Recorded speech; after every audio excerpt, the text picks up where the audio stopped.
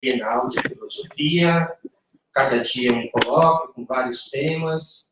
Eu fico muito feliz de vocês aqui, podem ficar tranquilos, perguntar, contestar. Eu quero agradecer toda a equipe organizadora, dos meus alunos, da Bárbara.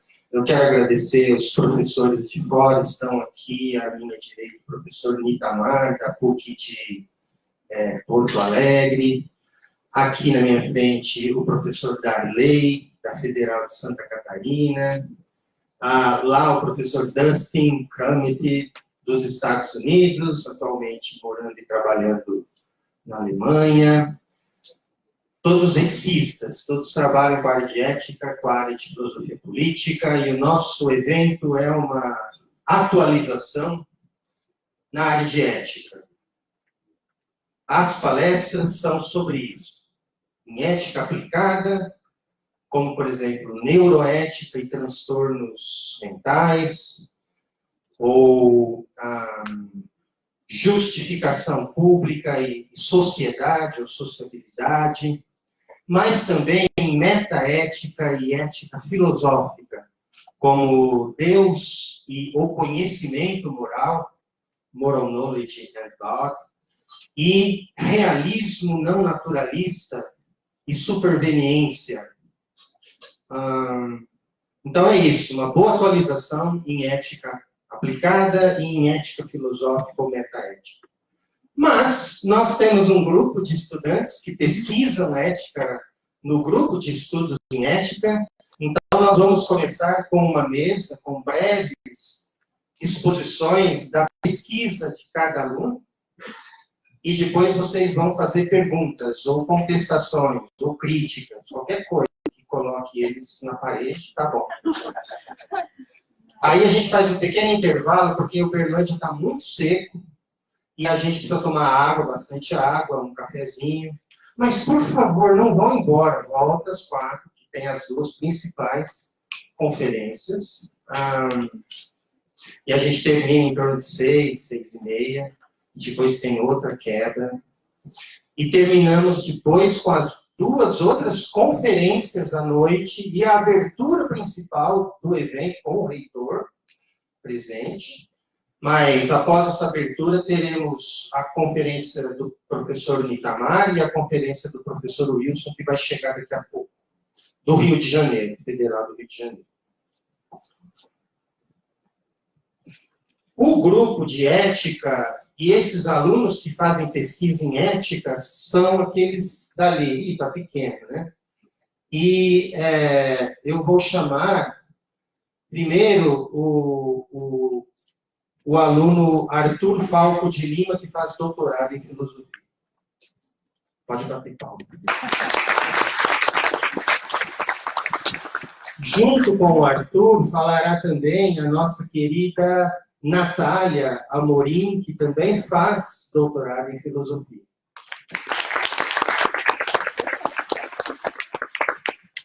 Temos o Gustavo Henrique, que faz a graduação em filosofia, mas já está na segunda iniciação científica em ética aplicada, estudando ética animal. Gustavo.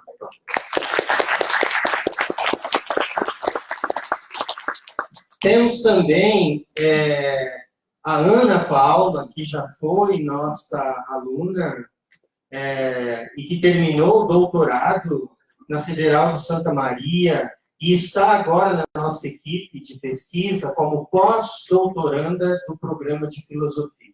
Ana Paula.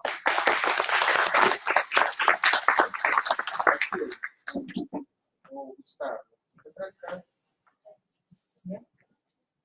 Vocês estão todo mundo grande.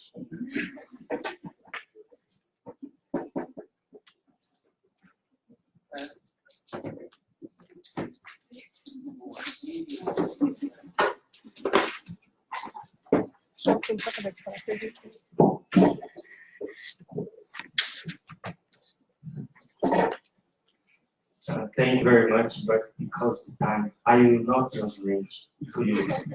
You need to learn Portuguese. Thank you.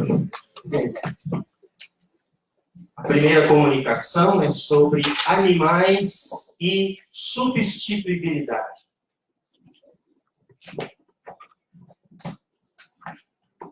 Boa tarde. Vocês estão me ouvindo?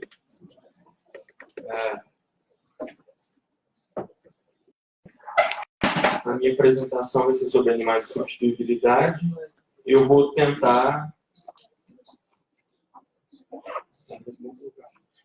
apresentar algumas das ideias que eu quero desenvolver na minha pesquisa futura, o mais breve possível. Como eu fiz, acho que bastante coisa para o tempo, eu vou ler, e à medida que eu for lendo, se eu puder pular ou comentar alguma coisa, eu comento. Mas aí vocês acompanham pelo...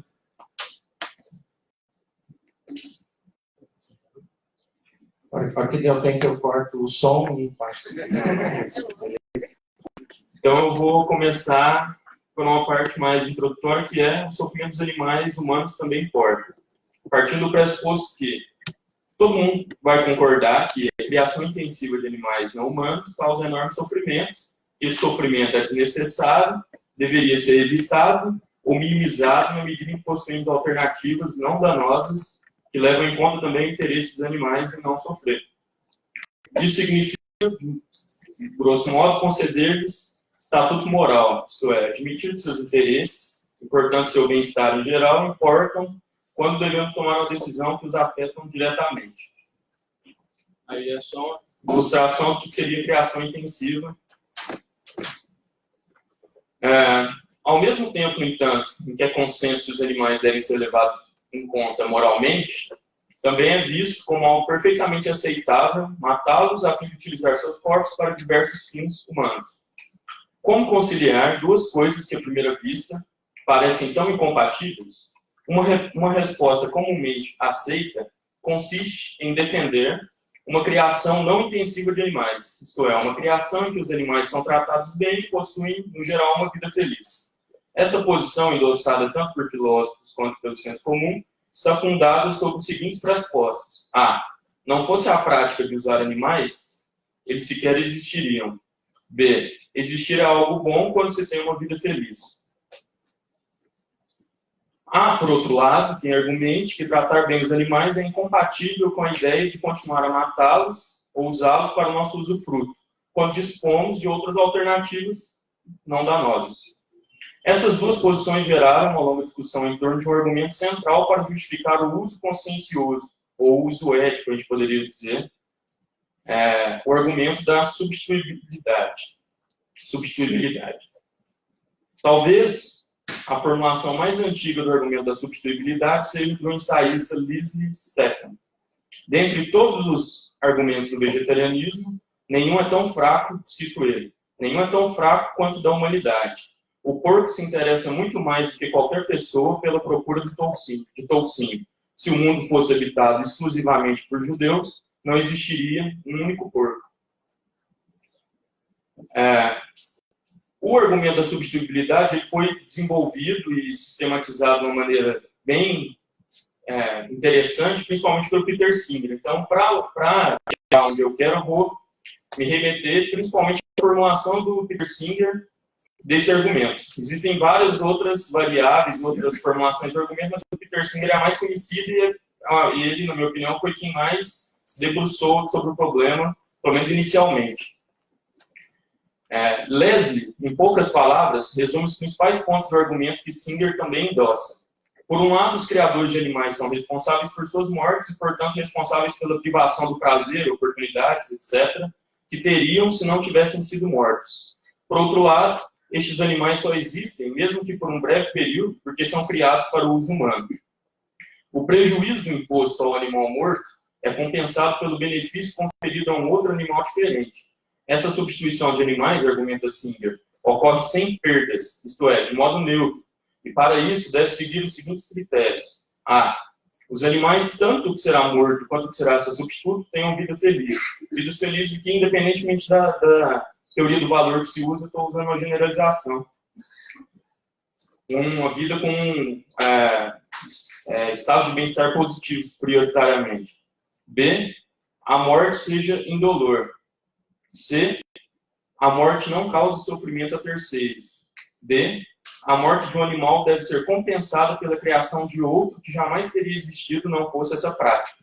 De consumir os animais e usar eles. Para compreendermos de uma maneira mais abrangente como o argumento do Singer funciona, precisamos entender os pressupostos em jogo. Singer adota uma versão total do utilitarismo. Uma versão que significa que ele leva em conta tanto seres que vão existir necessariamente quanto seres contingentes. Seres que, dependendo do que a gente fizer, vão existir, dependendo da nossa escolha. B.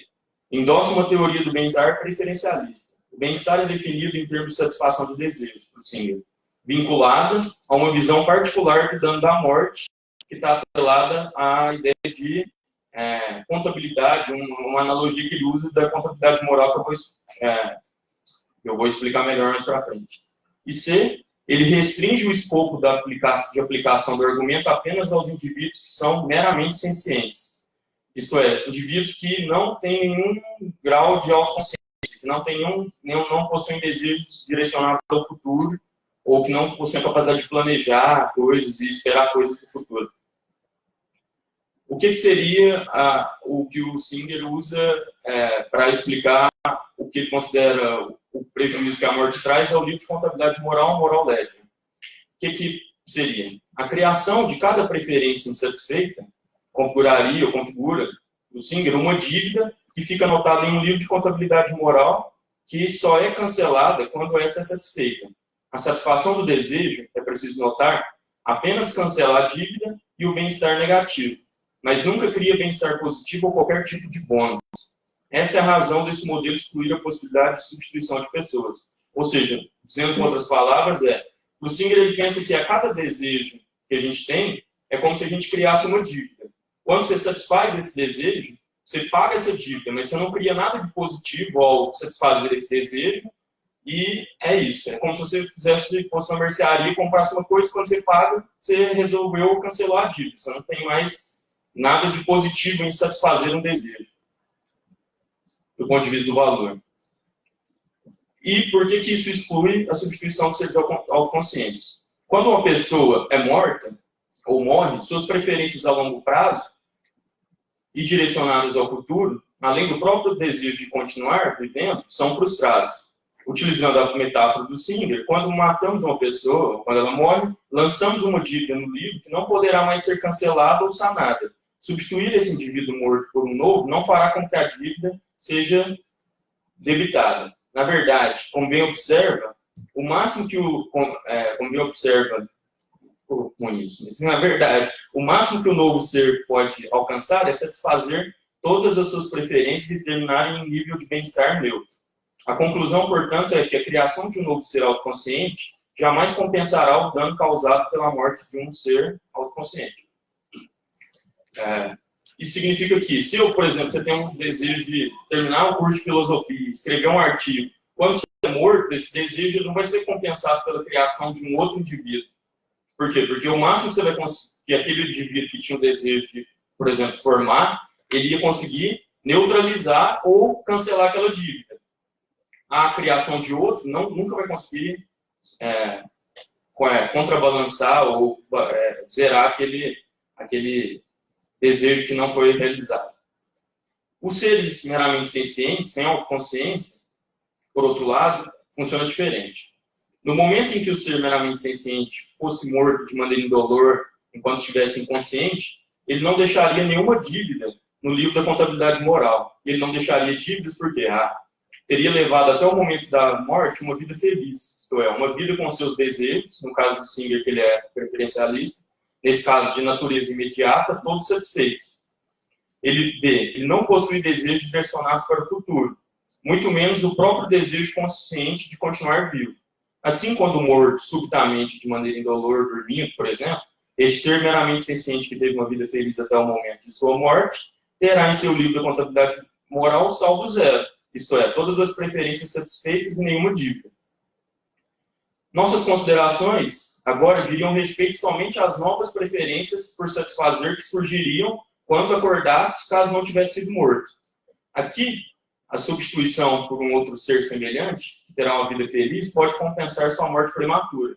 Afinal, para um ser que não possui consciência de si mesmo em nenhum grau, e não possui identidade psicológica ao longo do tempo, Acordar do sono significaria, do ponto de vista da sua consciência, despertar de um novo ser. Sendo assim, então, não haveria diferença se de fato substituíssemos um ser meramente senciente por outro, ou se deixássemos que esse mesmo ser despertasse de um sono profundo. Não precisa passar isso, né? Tá. Desculpa, gente. Eu comecei a ler aqui. Manter o mesmo animal meramente senciente vivo ou substituí-lo, neste caso, seriam ambos eticamente neutros. Pode mudar. Quais são as implicações disso?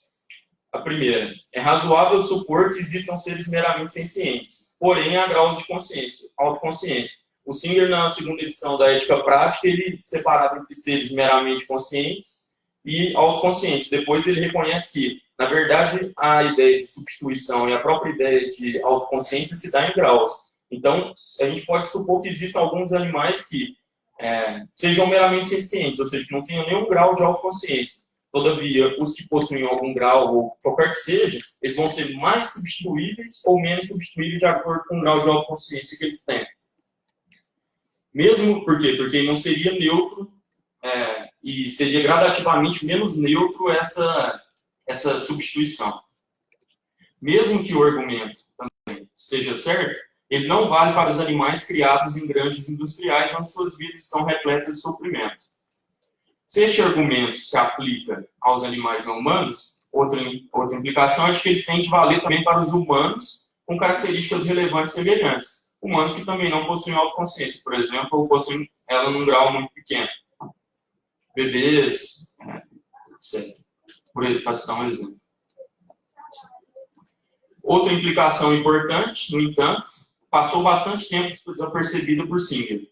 Ainda que uma grande quantidade de animais sofra e morra em razão da criação e exploração humana, a maior parte do sofrimento e morte prematura de animais tem origem na própria natureza.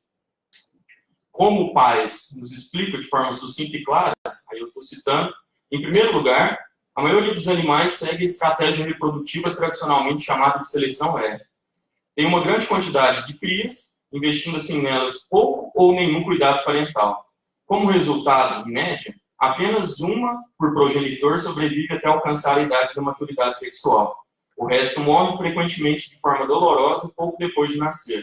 Em segundo lugar, outros animais e indivíduos de seleção leve que conseguem sobreviver são submetidos sistematicamente, de forma diária, a uma grande quantidade de sofrimento e danos potencialmente letais, como inanição, enfermidades, parasitas ou predação.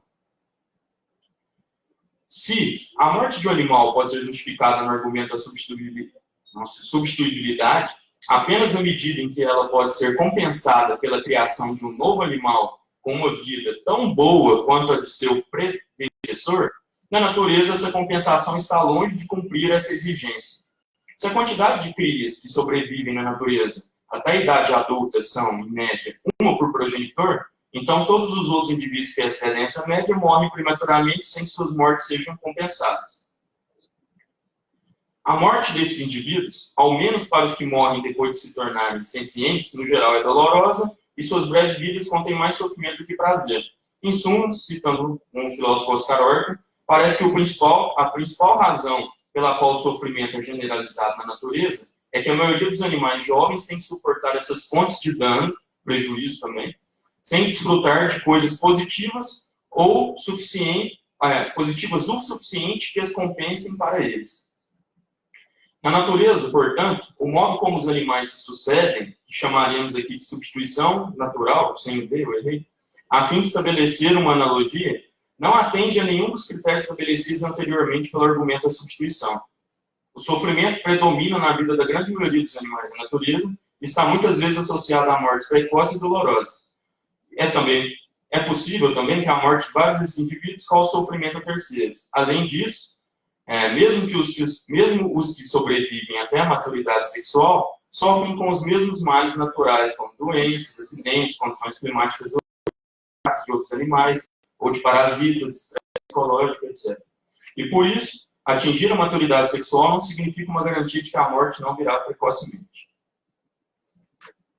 A ideia comumente aceita de que é errado trazer à existência um indivíduo que teria uma vida infeliz tem também de se aplicar aos animais da natureza. Ora, embora não tenham sido criados deliberadamente por humanos, como no caso dos animais que têm uma vida horrível em cativeiro, o sofrimento que padecem é similar ou pior. Em outros termos, a origem do dano é diferente, mas a magnitude é maior ou similar no que tange o prejuízo que sofrem os indivíduos, e em termos líquidos a quantidade de sofrimento na natureza parece ser muito maior. Portanto, se por um lado aceitas, que é o caso do Singer, a ideia de que é errado trazer alguém à existência sabendo de antemão que terá uma vida de sofrimento, segue-se que o caso é o mesmo quando sabemos de antemão que vários animais serão, através de reprodução natural, trazidos a uma vida infeliz. No primeiro caso, o erro consiste em criar animais que terão vidas infelizes. No segundo, o erro consiste em cruzar os braços, mesmo sabendo que vários animais nascem para ter vidas breves e infelizes. Por fim, se é assim, não nos parece plausível defender que devemos simplesmente cruzar os braços e argumentar que, não fosse essa prática, estes animais sequer existiriam. Afinal, quem defenderia que a existência miserável de tantos indivíduos é algo bom? Vir a existir trouxe a eles mais coisas negativas do que positivas. Isso não é algo que tem... agora é uma citação comentando isso, desculpa. É do Ortega. Vir a existir trouxe a eles, aos animais, mais coisas negativas do que positivas. Isto é, isso não é algo que tem algum uso evolutivo em si, obviamente. No entanto, é um produto inevitável de uma estratégia de reprodução bem-sucedida. Estratégias reprodutivas não são selecionadas para maximizar a felicidade. Ao contrário, são selecionadas porque são bem-sucedidas na transmissão de genes. Infelizmente, esse processo também implica que o sofrimento seja significativamente aumentado. E nos casos em que K é excepcionalmente baixo e R extremamente alto, como frequentemente acontece, de fato, maximizar.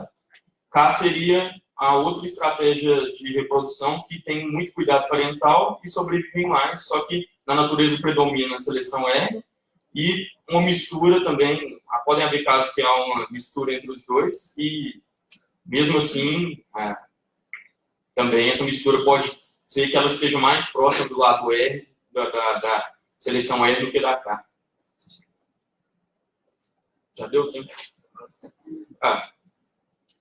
Eu posso só terminar esse último slide? Que aí eu acho que dá pelo menos um sentido. Se a proposta utilitarista é de levar em conta as preferências de todos os indivíduos sencientes afetados pelas nossas decisões de maneira imparcial, pesar esses interesses e tomar a decisão que vai maximizar os interesses de todos os afetados, então não há razão para desconsiderarmos os interesses dos animais selvagens. O cenário que se desenha na natureza não é do ponto de vista moral neutro, e se os interesses merecem igual consideração aos nossos, então urge pensar o que podemos fazer de acordo com as nossas capacidades para ajudá-los. Aceitar o argumento da substituibilidade, portanto, implica também na obrigação de pensar maneiras de melhorar a situação dos animais que não foram criados por nós. Essa é a primeira coisa que eu quero partir na minha pesquisa. Aí teria outras mais, mas obrigado. É isso.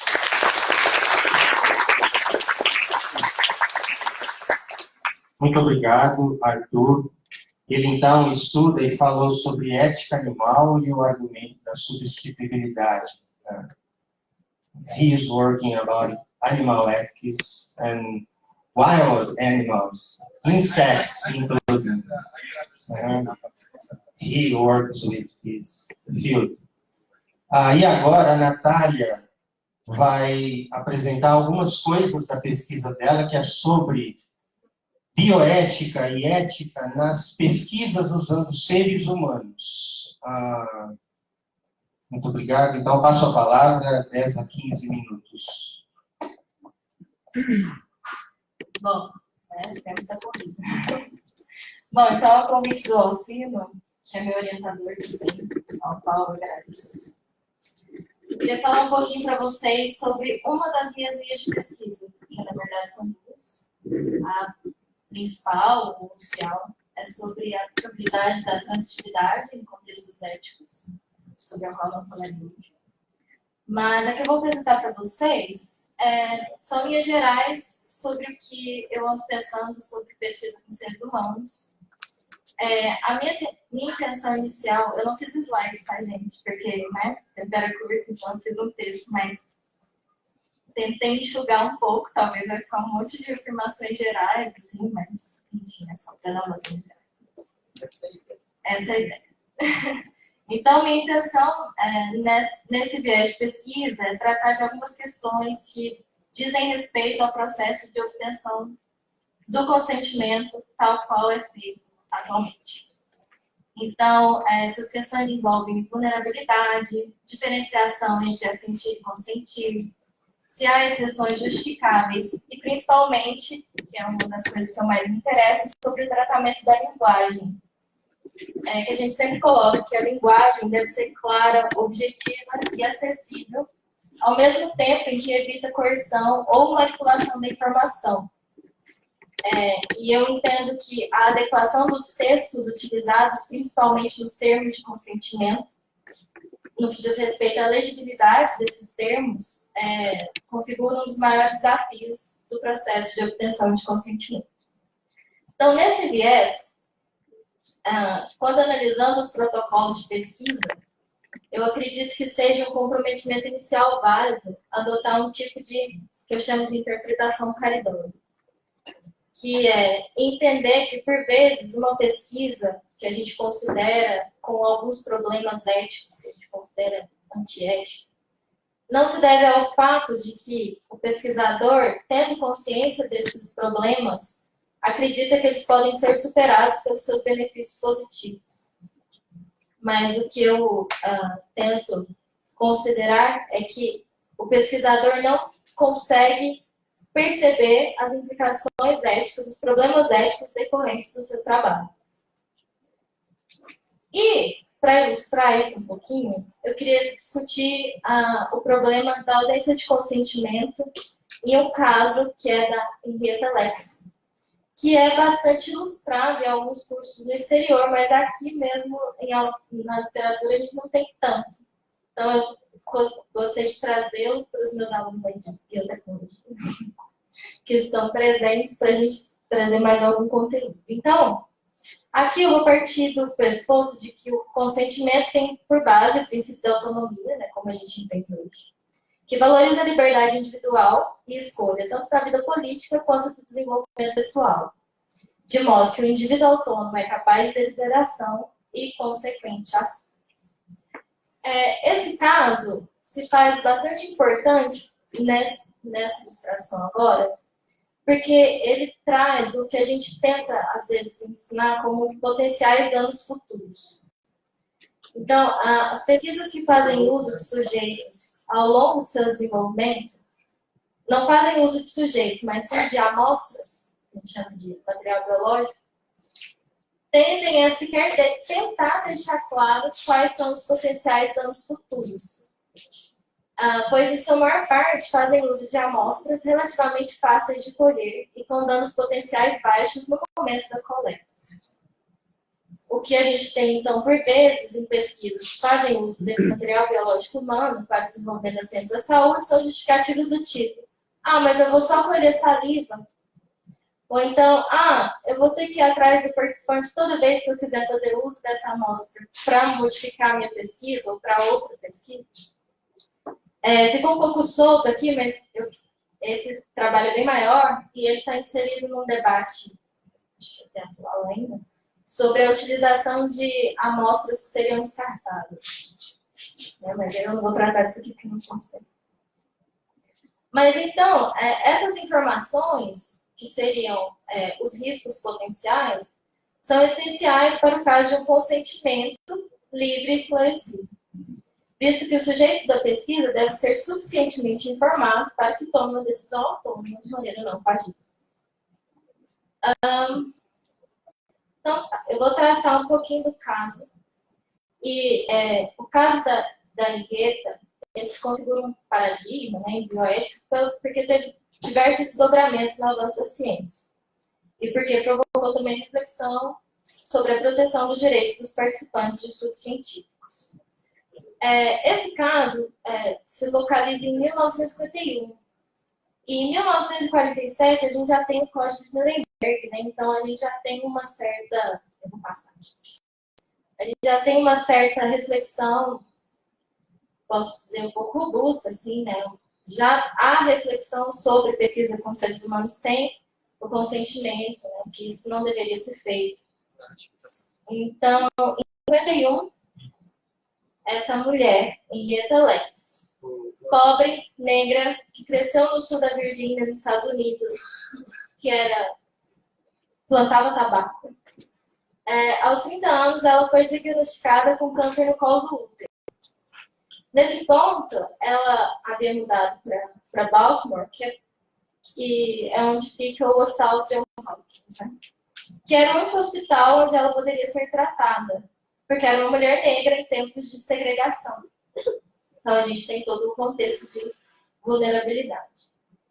No hospital, antes de tratar seu câncer, sem lhe dizer, seu médico apenas cortou um pedacinho do tumor e colocou em recipiente. Enviou o material para o chefe de pesquisa da época, que era o George Gay.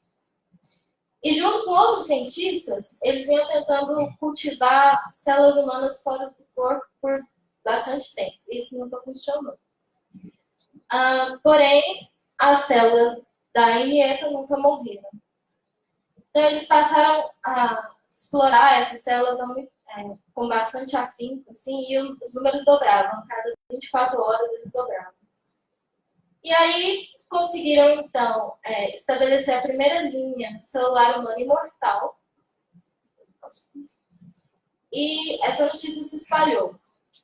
O que significava, então, que elas iriam crescer e se dividir para sempre no laboratório, desde que se mantivesse um ambiente nutrido, limpo e aquecido. Em resposta a esse descobrimento, todos os cientistas disseram, que bom, a gente pode ter uma amostra? E eles falaram, claro. E aí essas amostras se espalharam pelo mundo todo. E elas, de fato, mudaram a ciência. Então, nós fizemos uso dessas células para desenvolver vacina contra poliomielite, observação de células humanas em gravidade zero, nas primeiras missões espaciais, clonagem, nas primeiras células clonadas, entre outros. E ela não fazia ideia de que as suas células estavam revolucionando a ciência. E parte do que as tornou tão valiosas para a ciência foi que elas cresceram com a mesma intensidade em seu corpo. Seu tumor inicial, que tinha aproximadamente o tamanho de uma moeda, espalhou-se para quase todos os órgãos do seu corpo em apenas alguns meses. Ela morreu logo após o seu 31º aniversário, deixando 5 filhos. Esse é o primeiro caso, né? Em 64, a gente tem um outro marco, que é a Declaração de Helsinki, que também tem a ponderação sobre a necessidade de consentimento. E, mesmo assim, em 1970, a gente tem um desdobramento do caso da Henrietta, que se relaciona aos primeiros passos do mapeamento genético. Nem os filhos, nem o marido sabiam de nada sobre as células, ou que isso tinha sido considerado evoluído na ciência. Ninguém sabia de nada. Até que na década de 70, o conhecido como avô do projeto de genoma humano, que é o Peter Daszak, decidiu rastrear os filhos da Henrietta. Ele acreditava que se ele conseguisse algumas amostras de DNA desses filhos, ele poderia usá-las para aprender um pouco mais sobre as células que são chamadas de glial cells, né? A gente tem um procedimento dessa tentativa de abordagem, não muito boa, nesse livro aqui, que é A Vida Imortal de Henrietta Lacks, que temos traduzido para o português. Nele, a Rebecca Slot fez uma reconstrução com a filha, e ela aponta o seguinte, que uma das alunas desse professor, desse geneticista, ligou para o marido da Henrietta. David Lacks sequer completou o que entendemos por ensino médio. Ele não sabia o que era uma célula. O que ele entendeu dessa ligação foi: nós temos a sua esposa, ela está viva em um laboratório. Parte dela está viva em um laboratório. Nós temos feito pesquisa sobre ela nos últimos 25 anos. E agora temos que testar seus filhos para ver se eles têm o câncer que a matou. Então, David Lacks permitiu que os cientistas viessem até a sua casa e recolher amostras dos filhos. Tem o relato da Deborah Lacks, que é filha. Ela disse que sentia medo pela possibilidade de ter câncer, mas também estava muito animada, porque achava que talvez essas pessoas pudessem contar a ela sobre a mãe. porque ela era uma criança muito pequena quando ela morreu. Mas ninguém nunca falou sobre ela. Há relatos de que eles tentam explicar os procedimentos, mas eles não entendem. Logo, a notícia de que alguém tinha acesso aos filhos da Henrietta se espalhou. Muitos começaram a pedir amostras das suas células e DNA. E eles começaram a mandar pelo mundo todo, assim como as células na mão. Muito em breve, seus filhos descobriram que as pessoas estavam comprando e vendendo essas células. E que, além de toda a ciência que as usavam, elas realmente lançaram uma indústria multimilionária. Então, esse é um caso de desdobramento do caso, de uma maneira assim, bem pincelada. Também. Essa exposição breve dos casos nos mostra que, em 51, no caso da amostra retirada de Henrietta, embora fosse uma prática padrão colher células de qualquer pessoa sem consentimento, tal prática não pode ser entendida como uma tomada de decisão eticamente ponderada. De modo que não poderíamos nos amparar no fato de que apenas porque era uma prática comum que o paciente fosse usado para pesquisas sem qualquer informação sobre o que estava sendo feito, isso não é incorreto. No desdobramento do caso nos anos 70, quando os cientistas procuraram os filhos, já era prática comum obter o consentimento informado. E não era uma prática padrão ir até alguém e colher amostras para pesquisa sem o conhecimento ou o consentimento deles. Assim, ambos os casos configuram protocolos de pesquisa que desconsideram o participante da pesquisa como um sujeito autônomo, capaz de deliberação e consequente ação, além de desconsiderar o princípio do respeito pela pessoa enquanto sujeito de pesquisa científica. No primeiro caso, sequer houve qualquer informação. Já no segundo, as decisões não foram baseadas em entendimento adequado, de modo que foram sim coagidas e controladas pelos pesquisadores. Hoje, no Brasil, a Resolução 466, dentre outras, da competência da Comissão Nacional de Ética e Pesquisa, Envolvendo Seres Humanos, da CONESP, acolhe o consentimento livre e esclarecido como uma exigência do respeito devido à dignidade humana em toda a pesquisa científica envolvendo seres humanos, e não só a assinatura do termo de consentimento. Contudo, a hipótese é que mesmo que o processo de consentimento livre e esclarecido tenha por objetivo permitir que a pessoa que está sendo convidada a participar de um projeto de pesquisa compreenda os procedimentos, riscos, desconfortos, benefícios e direitos envolvidos, visando permitir uma decisão autônoma, parece ser o caso de que as normativas não dão conta dos interesses dos participantes de modo a protegê-los realmente. As resoluções que pretendem normatizar os protocolos e as instâncias voluntárias, que são os CEPs, criadas para avaliá-los, de certo modo, padronizam o processo a tal ponto que o cuidado ao participante pode ser posto de lado, principalmente por meio da manipulação da linguagem e consequente coerção para que se atinja o êxito da pesquisa. E é isso.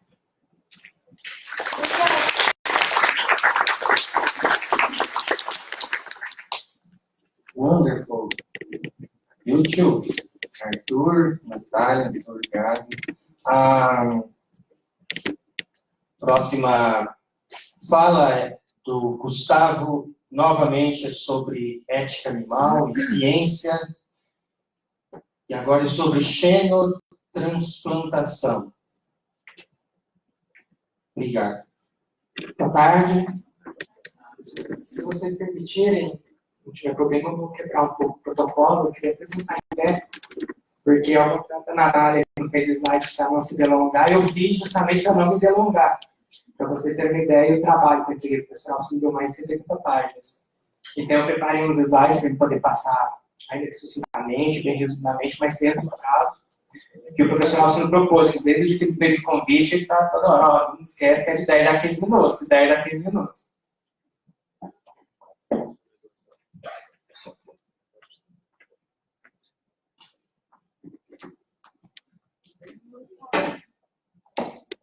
Eu vou passando o slide e acompanho com vocês. Bom, como vocês viram, eu acho que antes de eu falar da minha pesquisa, eu tenho que fazer um esclarecimento aqui, porque eu acho que para muitos aqui, no título já fica a primeira pergunta para me fazer. Que diabos é o xenotransplante, né? Então, o tema da minha pesquisa, da minha primeira iniciação científica foi esse, ética de xenotransplante. E antes da gente entrar no xenotransplante em si, o objeto da minha pesquisa, né, o problema que eu me propus analisar, decorre de algo relacionado à demanda por órgão para transplante. Então, atualmente, né, a gente tem uma demanda muito superior à oferta, né, com relação à necessidade de órgãos para transplante, e por conta dessa demanda que é maior do que a oferta, milhares de pessoas acabam morrendo anualmente, ainda na fila de espera. Então, por conta desse problema, que é um problema científico, né, da nossa vida cotidiana, alguns cientistas se voltaram na tentativa de resolver esse problema, não mais tentando buscar uma solução no transplante de seres humanos para seres humanos, mas investigando a possibilidade de transplantar de animais para seres humanos. Então, aí a gente responde à primeira questão, que foi o que era o xenotransplante. Então, enquanto a gente tem que a transplantação entre seres humanos, indivíduos da mesma espécie, a gente conhece como transplante, e a gente acaba resumindo isso, ficando só com transplante, o xenotransplante é de respeito ao transplante de órgãos, células ou tecidos entre espécies diferentes.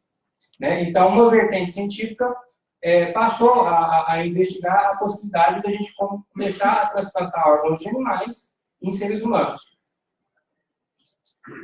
Então, o objetivo da investigação científica é, por meio da engenharia genética, e sobretudo com o desenvolvimento de uma técnica chamada CRISPR, que permite você ir lá no DNA humano, animal, e você recorta ele, cola, você consegue editar esse DNA. Então, a partir dessa engenharia genética, né, o objetivo é produzir animais para ter os órgãos extraídos para transplantes em seres humanos. De forma bem resumida, eu tentei colocar a técnica de xenotransplante em 4 etapas aqui para a gente saber o que a gente está discutindo. Então, a primeira etapa é essa que eu falei para vocês. Por meio de manipulação genética, se introduz genes específicos em embriões de animais não humanos, particularmente de porcos. Então, eles pegam cadeias de DNA humanas, recortam um gene do animal e vai lá e cola essa sequência humana na sequência de DNA animal. Mas não é na sequência do animal todo. Eles já conseguem pegar, por exemplo, um rim, o fígado, o coração do animal e colar essa sequência humana, particularmente na sequência desse órgão específico que eles querem depois extrair para poder transplantar no animal. Outra coisa, por que porcos? A princípio, a pesquisa começou trabalhando com babuínos, por conta da proximidade genética. Mas, como eu vou abordar mais na frente, por conta justamente da proximidade genética, tem alguns fatores que acabaram colocando essa técnica em risco. E mais para frente eu aprofundo nisso. Mas, então, essa técnica hoje ela é desenvolvida, é estudada usando porcos. Então, feita essa manipulação genética, né, eles esperam modificar os segmentos específicos no órgão do animal, de modo que quando esse órgão for transplantado num ser humano, ele não seja rejeitado. Depois que o animal, então, é feita a manipulação genética, esse animal é desenvolvido, então depois que ele já nasceu, que ele se desenvolveu, a expectativa é que se extrai os órgãos dos animais para ser transplantado num ser humano. E aqui eu volto naquilo que eu estava falando para vocês. Então, com relação ao desenvolvimento do xenotransplante hoje, a gente tem 2 principais barreiras científicas ainda, né, que eles estão tentando vencer para que a técnica seja bem sucedida, porque até hoje a taxa de sucesso, a maior sobrevida que um xenotransplante, uma pessoa que recebeu um órgão de uma outra espécie, ela sobreviveu, se não me engano, de 96 dias, não passa disso. Então, por quê? O primeiro problema é a rejeição. No transplante entre seres humanos, já há a rejeição. Tá? Então, a pessoa recebe um coração, um órgão de outro ser humano, ele tem que tomar imunossupressor para o resto da vida. No caso do xenotransplante, tem essa rejeição, só que essa rejeição é extrema. Porque não só é um corpo estranho, né, que está sendo transplantado no organismo da pessoa, mas é de uma espécie diferente. Então, a primeira barreira é essa. Então, esse problema da rejeição está muito ligado ao desenvolvimento genético. Então, quando eles já estão modificando, eles não querem só introduzir genes humanos no órgão. Eles querem introduzir de tal modo que se possa, inclusive, talvez pegar da própria está necessitando outro transplante e cultivar no animal um órgão que depois possa ser transplantado para ela própria, e assim você vence a barreira da rejeição. E uma outra barreira, e um outro problema enfrentado pelos cientistas, diz respeito a genozoonoses, que é o que eu falei para vocês com relação aos macacos, né? A pesquisa começou sendo desenvolvida com babuínos. Mas justamente por conta da proximidade genética, corre o risco de, ao você transplantar um órgão de um macaco, né, no caso, para um ser humano, algumas doenças, alguns vírus que são específicos dessa espécie de mamífero, né, dela migrar para o corpo humano. Então, eles abandonaram um pouco por conta desse risco. Lógico que tem outros fatores também. O tempo de cria dele é menor, é mais fácil de lidar, mas tem muito também essa questão do risco biológico, né? Justamente por ter uma proximidade genética muito próxima aos seres humanos do macaco. Então, o risco de um vírus que é próprio do macaco passar para o ser humano é muito grande. Né? E mesmo com o porco também ainda tem esse problema, porque também tem alguns vírus que são próprios da espécie suína, corre o risco de, nesse processo de transplantação, esse vírus migrar para a espécie humana ou acontecer uma combinação mesmo entre vírus da espécie humana que também há na espécie suína, esses vírus eles se combinarem e formar uma nova espécie de vírus, por assim dizer, né? Então, isso é o xenotransplante em si, né? Então, se essa técnica for bem desenvolvida, ela oferece promessas para o transplante de órgãos, células e tecidos, e elimina as filas por órgãos e reduz o tempo de espera. Em contrapartida, essa técnica, né, o xenotransplante, se ela for bem sucedida, né, ela exigirá que sejam assassinados ou mortos, né, como vocês preferirem, uma grande quantidade de animais, visando atender uma demanda exclusivamente humana. Então, aí sim eu entro na parte mais filosófica e crítica do problema, né? A partir dessa constatação, né, seria eticamente justificável a morte desses animais? Do ponto de vista filosófico, se a gente tenta basear a justificativa, sim, é permissível a gente fazer isso. Então, a gente tem que dar uma justificativa para essa permissibilidade que a gente está dando.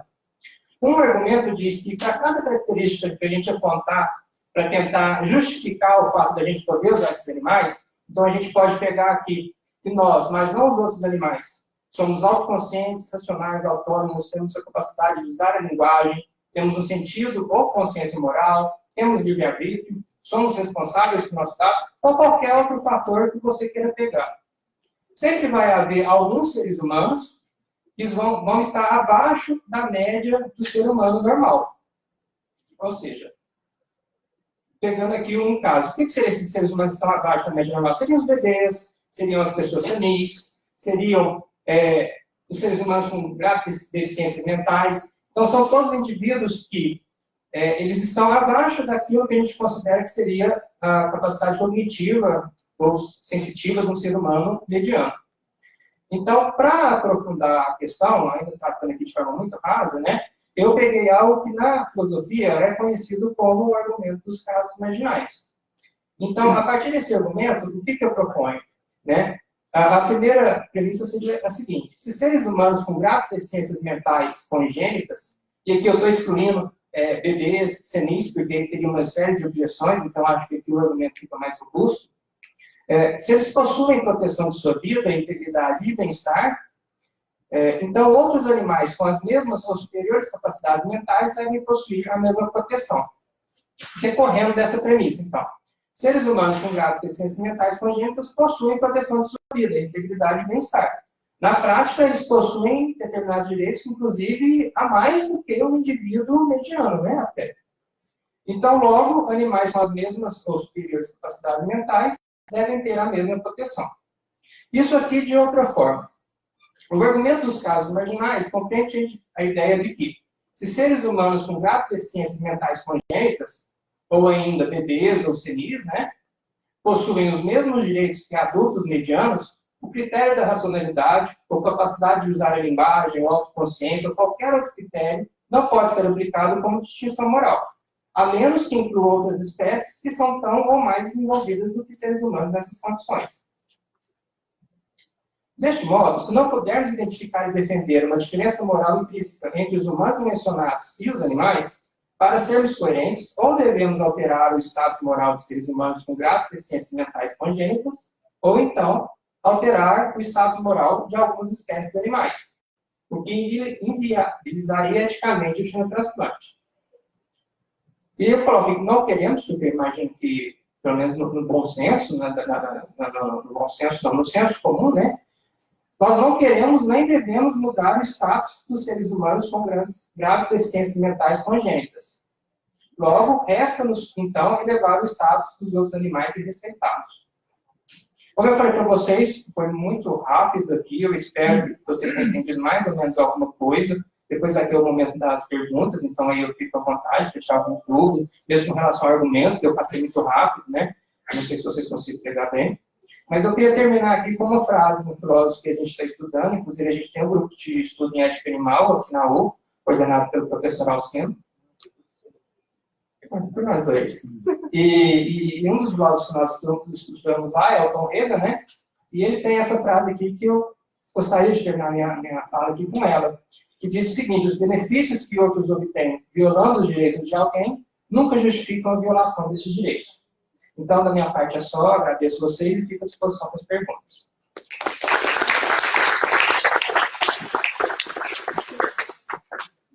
Obrigado, Gustavo. Pô, que chato, ele não deixou cortá-lo, ele terminou dentro dos 15 minutos. Ok.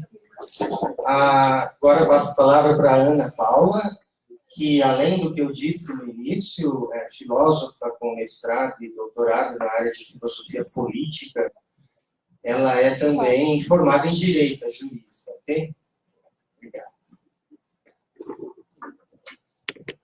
Bom, muito obrigada, professor Alcino, pelo convite, obrigada a vocês pela presença, boa tarde.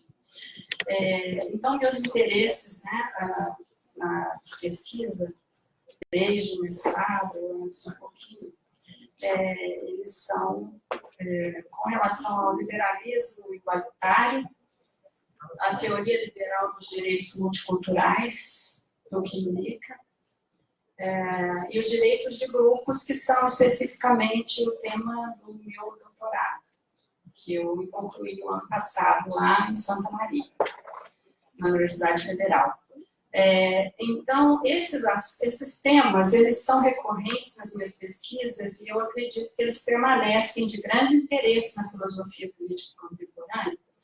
E essa importância tem se tornado cada vez mais clara diante dos problemas que não só o Brasil, mas todo o mundo tem enfrentado no que se refere às diversas tentativas de aniquilação do outro, dos estrangeiros, dos pobres, dos negros, dos indígenas. E os indígenas brasileiros, sobretudo, eles hoje ocupam o centro das atenções, devido ao tratamento recebido pelo governo do país, empossado em 2018, que as políticas que já estão sendo consideradas ecocidas, e eu diria genocidas e até mesmo suicidas, elas buscam privilegiar mineradoras, garimpeiros, empresários do agronegócio e visam acabar com as áreas de preservação da floresta amazônica, com as reservas indígenas, e com isso reverter o arcabouço legal que se vem construindo desde a Constituição Federal de 88, envolvendo o tratamento dado pela sociedade majoritária, branca e de ascendência europeia, a grupos culturais e minoritários. Esse arcabouço legal, ele está em consonância com o entendimento geral consignado em documentos internacionais, como a Declaração das Nações Unidas sobre os Direitos dos Povos Indígenas, de 2007, que reconhece grupos culturais e minoritários como sujeitos de direitos. E a minha pesquisa no pós-doutorado, ela envolve essa temática, está centrada na solidariedade como um valor para o liberalismo igualitário baseado em Rawls, que se diferencia do neoliberalismo, entre outros aspectos, pelo fato de considerar o Estado como um instrumento importante a ser utilizado contra as desigualdades indesejáveis na sociedade. Voltado mais especificamente para a solidariedade entre povos, nas sociedades multiculturais, que, como a brasileira, possuem em seu interior outras sociedades minoritárias, como as indígenas e quilombolas, eu busco demonstrar, a partir do sistema de atenção básica oferecida pelo SUS aos indígenas, como a solidariedade está no cerne das relações entre o Estado brasileiro, o grupo cultural majoritário, representado pelo SUS, e os povos indígenas, que são os grupos culturais minoritários em estudo, e do ideal liberal igualitário que norteia essas relações. Então, o objeto deste pós-doutoramento, assim, ele está voltado para o estudo sobre a solidariedade como promotora da equidade, preconizada pelo liberalismo igualitário, que é o ideal político baseado em nós, mas que se encontra em outros inúmeros teóricos liberal-igualitários, nas declarações de direitos da ONU e em textos constitucionais de diversos países no mundo, dentre os quais o Brasil. Com essa finalidade, eu propus a observação do tratamento dispensado a indígenas pelo SUS, que pode ser visto como um sistema fundado na solidariedade e na equidade. A escolha do grupo minoritário indígena se justifica pela necessidade de observarmos também como ocorre a consideração de grupos como sujeitos de direitos nas práticas do SUS, uma vez que tal consideração está presente no ordenamento jurídico brasileiro, na Constituição de 88, em seu artigo 215, parágrafo 1º, de ser dever do Estado proteger as manifestações culturais populares, indígenas e afro-brasileiras, e das de outros grupos participantes do processo civilizatório nacional. Esse é o texto, né, do artigo. Para isso, inicialmente, na pesquisa bem recente, comecei ali no final do semestre passado, né, eu acessei alguns cursos online ministrados pela Fiocruz, pela Unifesp, voltados para a comunidade médica e os profissionais de saúde que buscam apresentar a esses profissionais, além do histórico da criação da política de saúde específica para indígenas, dos distritos sanitários especiais indígenas, os DISEIs, um panorama da realidade que irão encontrar de povos que adoecem graças a condições precárias de saneamento e higiene e tem altos índices de mortalidade de crianças e jovens, como acontecia com os brancos nos anos 60 e 70. Essa é uma realidade, entretanto, para povos indígenas com mais contato com os brancos. Quanto mais distantes da civilização, os grupos indígenas menores são esses índices de adoecimento e morte.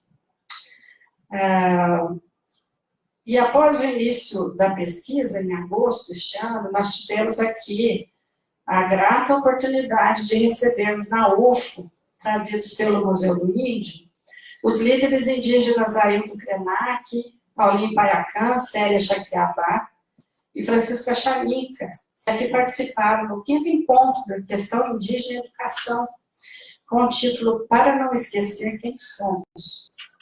Esse encontro ocorreu no momento de forte ataque aos direitos indígenas, logo após o governo haver feito a primeira tentativa de municipalizar a saúde indígena, que na prática iria reverter a política indigenista que é objeto desse estudo, que é baseado em um direito de grupo cultural minoritário ser tratado conforme as especificidades de sua cultura, em lugar de ser submetido a políticas assimilacionistas. Felizmente, na época, né, houve desistência por parte do governo diante dos protestos das comunidades ameaçadas pela mudança. E os intelectuais indígenas que tivemos a oportunidade de ouvir, eles apresentaram seu relato de uma luta constante, desde 1500, contra o assimilacionismo, contra o genocídio que é praticado contra eles, né? E de como a mineração, o agronegócio destrói os rios, a terra, as florestas, seu habitat natural, que são fundamentais para a preservação da sua cultura, da sua cosmovisão, da sua pertença societal, que é um termo utilizado pelo Quimilica, e da sua vida. Aí, voltando à consideração dessa necropolítica como sendo suicida, que é o que eu citei no começo, me ocorre um outro conceito de solidariedade, que é o da partilha de responsabilidades, como ocorre no direito empresarial e no direito civil. A destruição das florestas, por exemplo, os seus povos, esses que são essenciais para a sua preservação, que quanto mais nós temos o desmatamento, ele ocorre menos em áreas que são destinadas aos indígenas, aqueles que têm menos contato, eles preservam mais. Quando tem as reservas, né, isso tem uma pesquisa,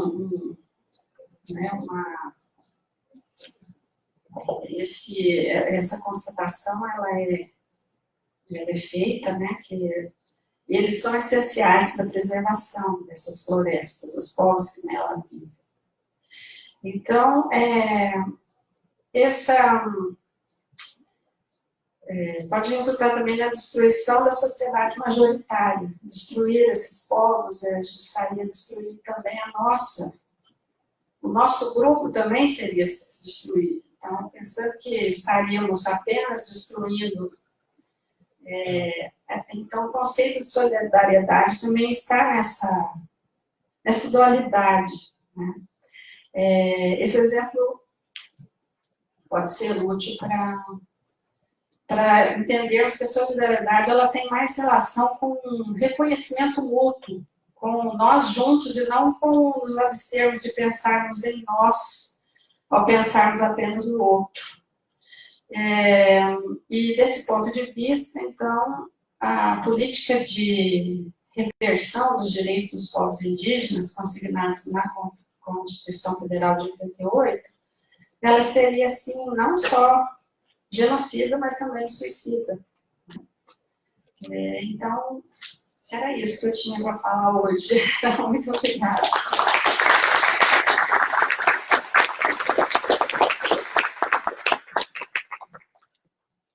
Maravilhoso, muito obrigado a vocês quatro. A Ana Paula já estudou com a gente na especialização, no mestrado, e sempre foi interlocutora minha.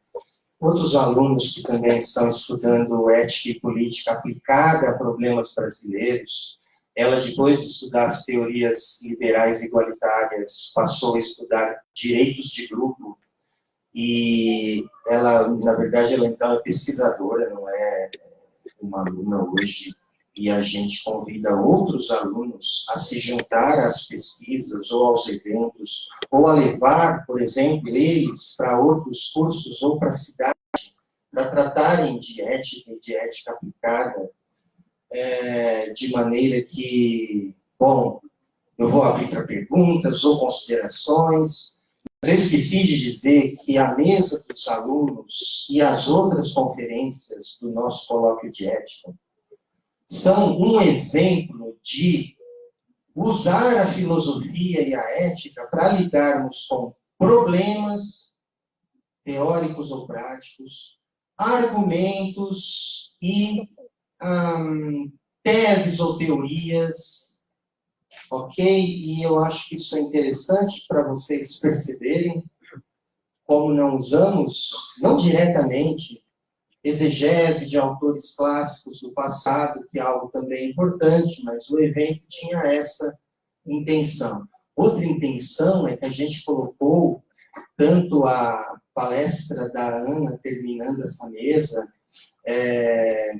quanto a palestra do Nitamar sobre socialidade ou sociabilidade, além da abertura hoje do colóquio, da Bienal às 19h, que eu peço para todo mundo vir, como um sinal também de resistência, não só acadêmica, mas política e social, ao atual clima tão obscuro e tenebroso que tem se abatido sobre o nosso país. Daí a reflexão última dela sobre direitos humanos e indígenas e quilombolas, ok? E várias sobre animais, meio ambiente, pesquisa. Uma resistência daquele tipo, né? Sei lá, Amazônia fica e Bolsonaro saia logo. Então,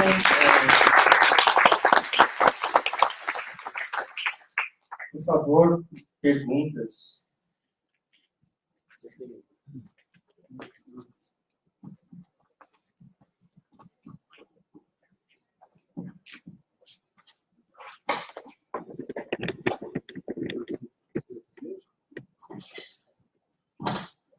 Boa tarde, eu quero parabenizar todos vocês pela apresentação.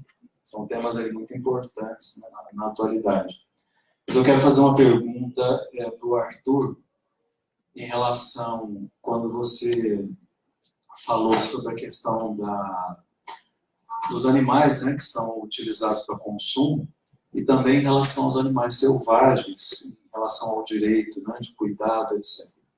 Eu queria saber como é que você vê também pela filosofia essa questão da interferência humana, se em princípio a gente considera os animais selvagens, a natureza no seu contexto, né, o meio ambiente, todas as condições aí que já são estudadas, dentro do processo da evolução biológica.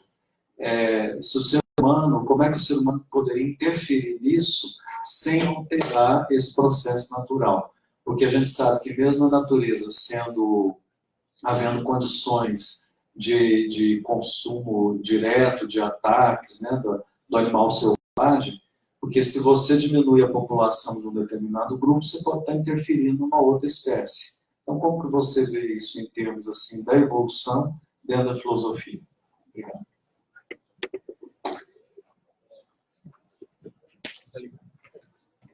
Oi. Então, não deu tempo de chegar nesse ponto nem pincelar, mas o que eu respondo de primeira é que, mesmo a minha pesquisa e mesmo os autores que eu estou me familiarizando, que defendem esse tipo de tese, a ideia de intervenção é sempre uma ideia de só intervir se tiver certeza que não vai piorar, porque isso não faz sentido, é isso que você acabou de comentar, não é tipo sair à torta direita e intervir. E um dos pontos da minha pesquisa que eu estou começando é de justamente, através desse raciocínio, também examinar se a própria ideia de intervenção ela é razoável, se ela é plausível ou não. Eu, aparentemente, acho que sim. Só que a própria ideia de intervir também ela parte de um pressuposto que é quase pós-Darwin, no sentido de pensar que manter as coisas como elas são, puramente, também é um valor pressuposto que nem sempre beneficia os indivíduos em questão.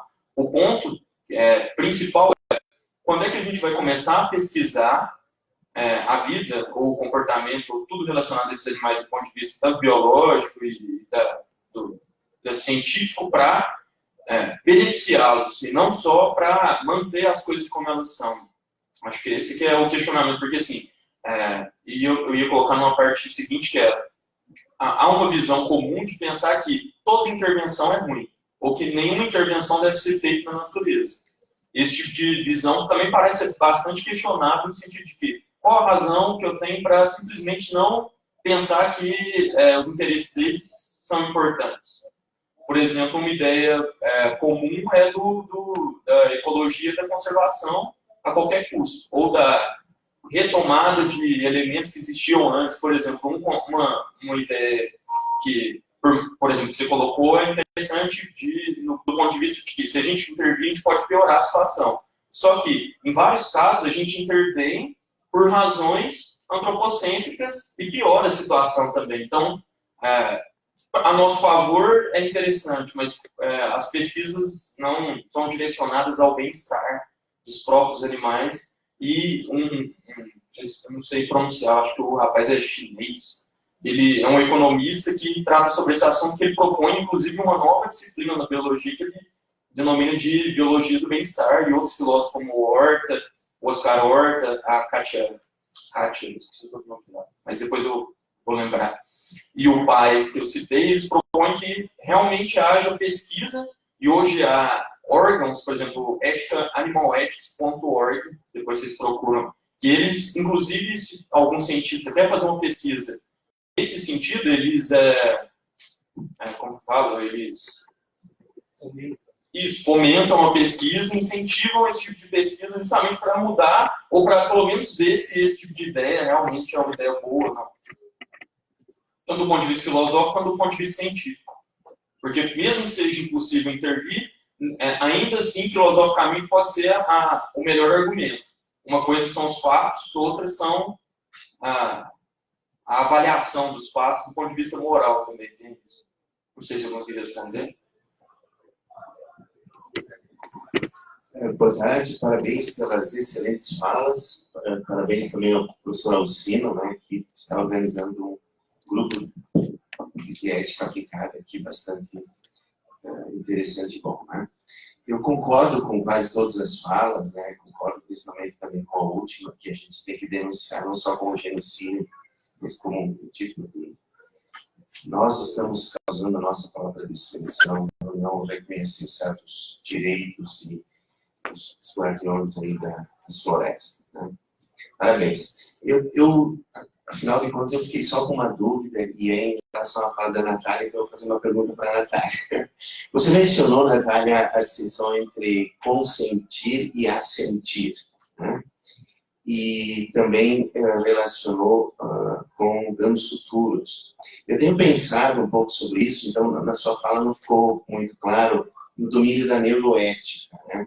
Eu vou tocar um pouquinho depois nesse assunto. Hoje a gente começa a diagnosticar crianças cada vez mais cedo, tendo déficit de atenção, hiperatividade, e a gente começa a tratá-las como se, enfim, certas drogas que se usam, elas só são, digamos, têm um efeito terapêutico e não têm danos maiores no futuro, né? Bom, em geral, então, como são adolescentes ou mesmo crianças, se espera um assentimento. A primeira pergunta seria se você considera o assentimento, por exemplo, de um adolescente ou de outra pessoa semi-capaz suficiente para uma pesquisa, né? Se não, enfim, nós precisaríamos daí de um consentimento dos responsáveis e tal, mas muitas vezes tem conflito entre quem assente e quem consente. E aí a terceira pergunta seria a que princípio você apelaria para resolver esses conflitos? Então, esse também faz parte das minhas perguntas.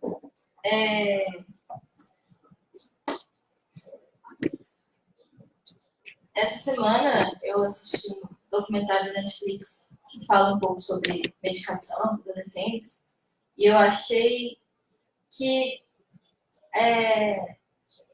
parece ser o caso, muitas vezes, que quando há conflito e o adolescente não assente, mas há o consentimento, que há depois um ressentimento, né? Então, eu acho que a gente ainda não consegue dar conta desses conflitos. Eu acho que o sentimento tem que ser levado em consideração, mas não sei até que ponto.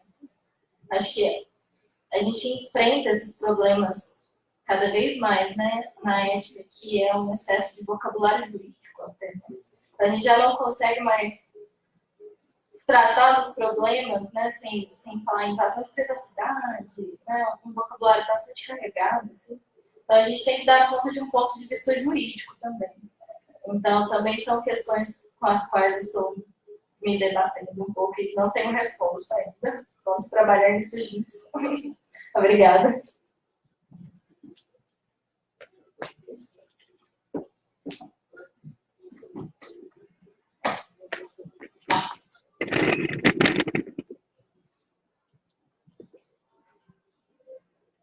Boa tarde. Boa tarde. Eu quero perguntar para a Natália. Essa questão das células do enredo é bem interessante.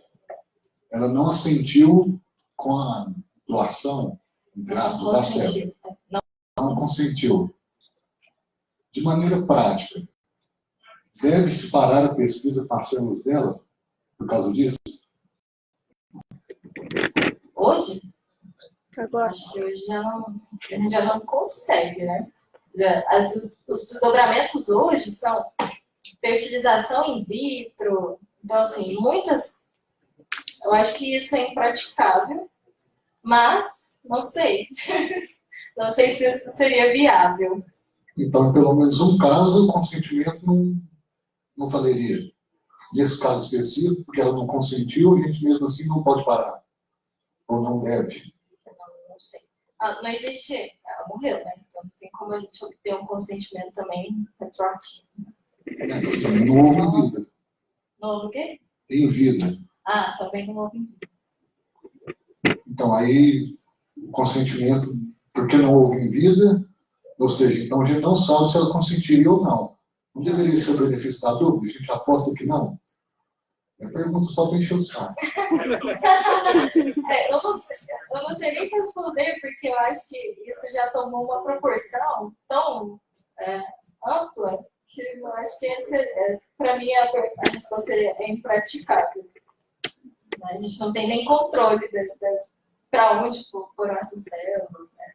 Acho que nem existem esses registros em 1950. Obrigada por encher o saco. Primeiro, muito obrigado para apresentar os quatro, foram muito boas apresentações. A minha pergunta é para o Gustavo. Você apresentou o xenotransplante, mostrou um argumento que encaixaria nisso. Eu queria ver, na sua perspectiva, como que funcionaria o argumento da substituibilidade que o Arthur apresentou, em relação a se a gente criasse esses animais do melhor modo possível, com a maior felicidade, e eles tivessem uma morte indolor, sem sofrimento e tudo mais, e aí sim tiveriam órgãos utilizados nessa questão do transplante. Queria ver seu ponto de vista sobre isso. Obrigado pela pergunta. Eu acho que sempre que se trata da questão do direito animal, se se considera o uso do animal depois de ele ter uma vida feliz e tudo mais, eu acho que a questão mais difícil seria como primeiro garantir que ele tem uma vida feliz. Seria como? Seria deixar esse animal na natureza. E como você conseguia dar uma morte indolor para esse animal? Considerando que a vida feliz para ele seria na natureza. Então, o próprio fato de você capturar esse animal para tentar matar ele com gás ou com dardo, como você conseguiria matar esse animal que está na natureza de forma indolor? Então, isso já é um problema. E eu, particularmente, direciono meus estudos, isso é algo... Particularmente, eu acho que é muito difícil vincular a ética de sentimentos, emoções e tudo mais. E durante o curso, algo que me tocou muito foi essa questão do direito animal. Então, hoje, eu sempre converso muito com o professor Alcino, peço sempre muita ajuda para ele, para me ajudar a direcionar a minha pesquisa, porque eu não sou imparcial mais. Depois que ele me apresentou essa questão do direito animal, isso me pegou muito forte, eu fui vegano, durante a graduação, tudo. Então, eu tenho uma perspectiva formada sobre isso. E acabo que muitos dos autores que eu estudo acabam concordando com essa visão.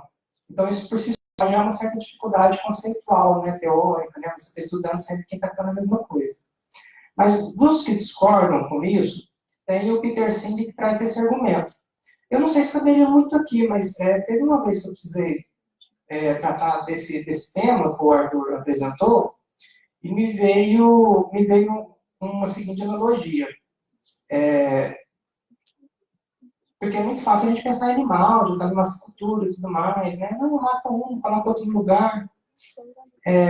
Meu sogro, ele morou comigo nos últimos anos dele, e ele tinha Alzheimer. Não era um Alzheimer que deixava ele em cama, mas ele não se reconhecia mais como indivíduo. Se eu desse um tapa nele, passasse 30 segundos, ele não lembrava mais. Era o prazo de passar a sensação física, às vezes nem isso, ele já esquecia. Ele não tinha mais a continuidade psicológica, vamos colocar assim. Então, desse modo, pelo argumento da substituibilidade, eu fico pensando assim, se a gente pegasse o meu sogro, que era uma pessoa que não tinha mais autoconsciência, ele estava no nível da ciência, só que só sentia, mas mesmo assim a perspectiva psicológica dele era muito pequena, ele só vivia do agora. O tempo para ele era sempre um constante agora. Né? Se você considera meu sogro com essa doença que ele tinha, e você sacrifica ele de forma indolor, e a partir da morte dele você proporciona o nascimento de um outro ser humano para o mundo, que vai ter uma vida tão ou mais feliz quanto a vida que ele tinha, será que isso torna permissível a gente poder matar meu sogro para tirar os órgãos dele?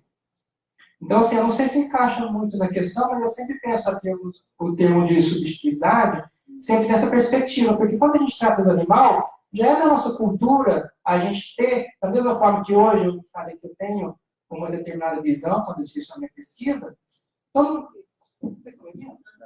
mundo que trata de animal, querendo ou não, a gente já tem uma perspectiva formada já, né? A gente nasce já, a gente é criado, direcionado para determinada perspectiva.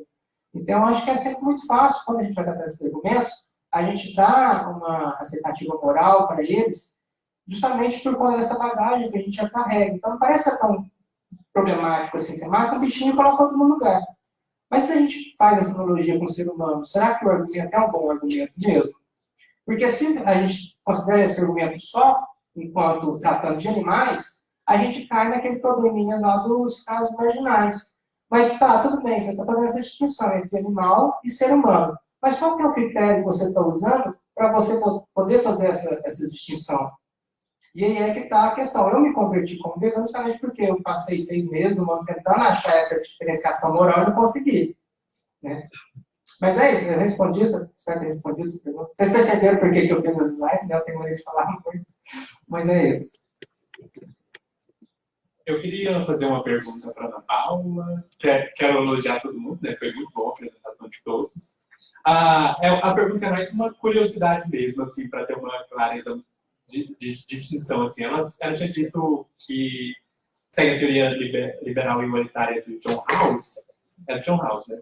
Eu queria só ter uma ideia da diferença dela, porque se citou a diferença dela com o liberalismo, né? Porque no liberalismo igualitário o Estado tem uma função de diminuir as desigualdades sociais. Aí eu fiquei pensando aqui qual seria a diferença desse liberalismo igualitário com a proposta do Johannes Keynes, é isso que ele chama, né? Eu não sei qual é o primeiro nome, do keynesianismo do welfare state, qual seria mais ou menos a diferença? Assim, já que me parece que o welfare state parece ser uma visão, também parece um pouco liberal, embora não completamente, e que propõe uma diminuição das desigualdades sociais. Eu queria ver qual seria a diferença assim, dessas duas visões. Obrigada pela pergunta. No caso, o liberalismo igualitário, o estado de bem-estar social, ele se encaixa bem no conceito, né, do liberalismo igualitário, tendo em vista que o conceito de Estado mínimo não faz parte desse arcabouço teórico.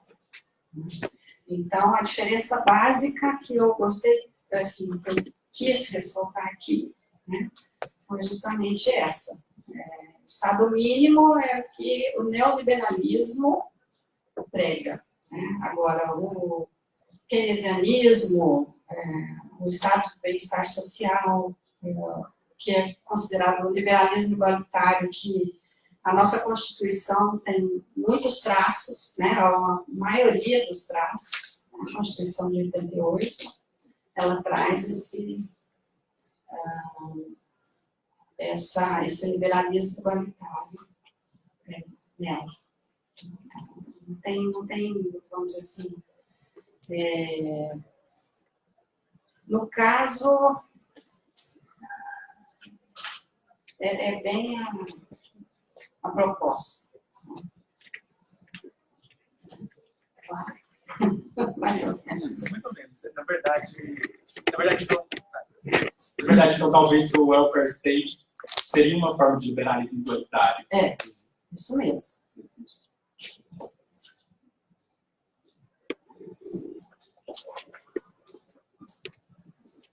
Por causa do avançar da hora, então, nós vamos ter a última questão, para depois a gente poder tomar água de café. Boa tarde a todos. Meu nome é Fernando Vidal e eu sou um leigo. Minha profissão é cirurgião dentista e, por ser leigo, eu me dou o direito de perguntar e errar. Mas eu vim aqui a convite do amigo Sertório, que é meu amigo de infância. A gente não escolhe muito amigo, né? Mas a gente vai crescendo e acaba acostumando, né? Mas eu tô aqui. A minha não é bem uma pergunta, é uma consideração em cima da pergunta do amigo. Ele fez a respeito da questão dos órgãos.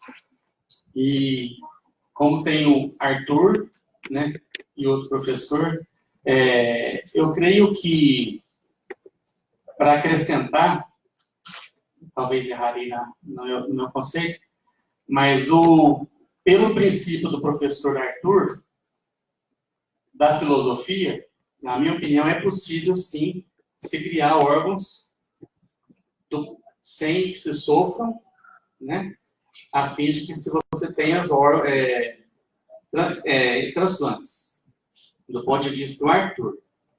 E o professor falou que não, deu o exemplo do sogro dele, eu encontrei a resposta na fala do Arthur também.